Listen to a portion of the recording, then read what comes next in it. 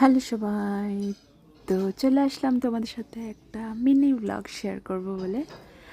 Actually yesterday আমি and হিরাঞ্জনা আমার friend আমরা চলে গেছিলাম লক্ষ্মীপুর একটা রেস্টুরেন্টে। The name of the restaurant was rain tree restaurant. তো এটাতে আমি আগেও দুবার গেছি, বাট আমার কলিগের সাথে গেছিলাম।